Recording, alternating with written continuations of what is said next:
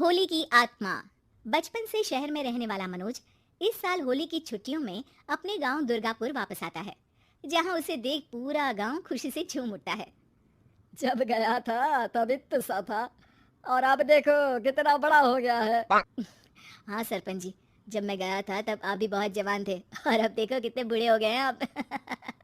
चलो चलो बढ़िया है, बच्चा घर वापस आ गया।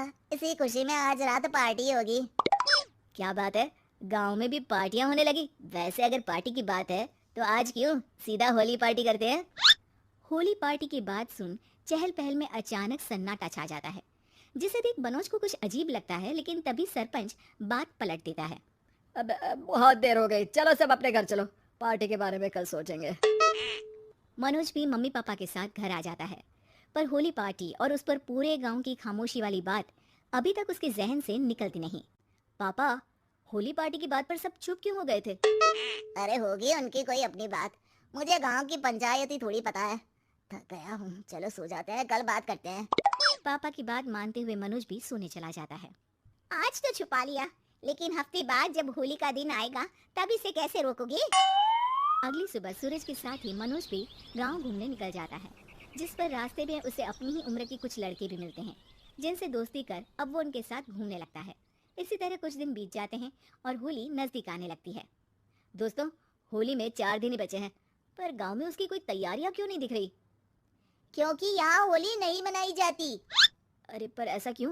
वो राजा भूषण। अरे तुम 4 दिन के लिए आए हो, क्या इतना सोच रहे हो? चलो कुछ खाने चलते हैं। इसी के साथ एक बार फिर होली की बात को टलते हुए देख मनोज को शक होने लगता है। वो घर पहुंचते ही इंटरनेट पर अपने गांव और राजा भूषण के बारे में जानकारी निकालने लगता है। क्या? मुझे आज तक ये नहीं पता था। ऐसा कैसे? किसी ने मुझे कुछ बताया क्यों नहीं?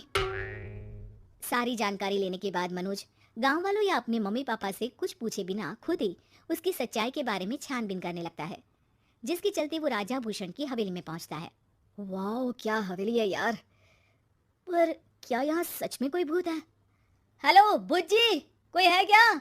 हम इस साल गांव में होली सेलिब्रेट कर रहे हैं, क्या आप उस पर थोड़ा इंटरव्यू देंगे? मनोज के ऐसा बोलते ही गांव में तूफान उठ जाता है और हवेली में रखी सारी चीजें हिलने लगती है। एक अदृश्य शक्ति मनोज को धक्का देकर हवेली से बाहर निकाल दरवाजा बंद कर लेती है। ये सब देख मनोज हैरान रह जाता है। क्या अभी मुझे हवा ने धक्का देकर बाहर निकाल दिया? मेरे होते हुए इस गांव में कभी होली नहीं बन सकती, इसलिए दोबारा ऐसी कोशिश भी मत करना, अंजाम बुरा होगा। आवाज सुन मनोज हैरानी से इधर उधर देखने लगता है, पर उसे कोई दिखाई नहीं देता। वो गांव वापस आ जाता है, जहां तूफान की वजह से सब कुछ तहस महस हो चुका होता है। आखिर ये तूफान आया कैसे?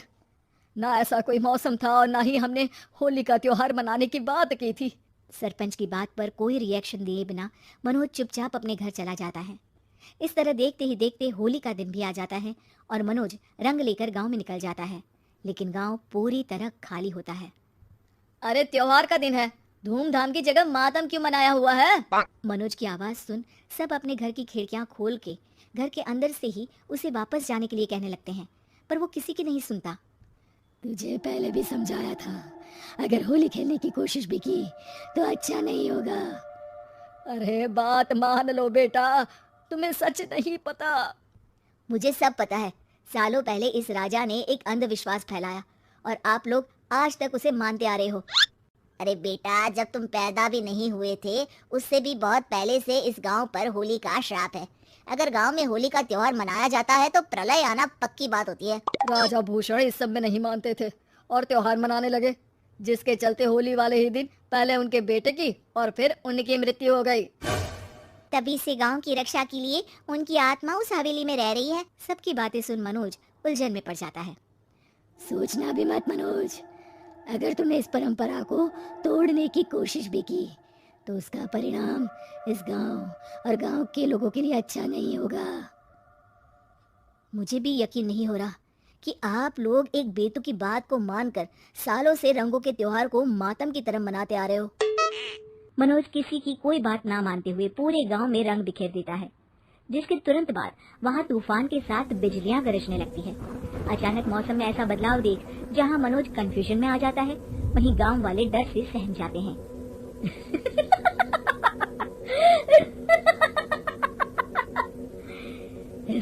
ने हमारे जैसे सिर्फ अपने स्वार्थ के लिए नहीं बल्कि पूरे गांव की खुशियों के लिए यहाँ होली मनाई है, जिस वजह से अब इस गांव पर होली का श्राप टूटता है। ऐसा बोलकर राजा का भूत वहां से गायब हो जाता है, जिसके बाद गांव के लोग धूमधाम से होली मनाते हैं। खुशियों के रंग गांव में बिखरे ही होते हैं कि अगली सुबह अचानक मनोज कहीं गायब हो जाता है और एक बार फिर गांव में होली का नया राज शुरू हो जाता है।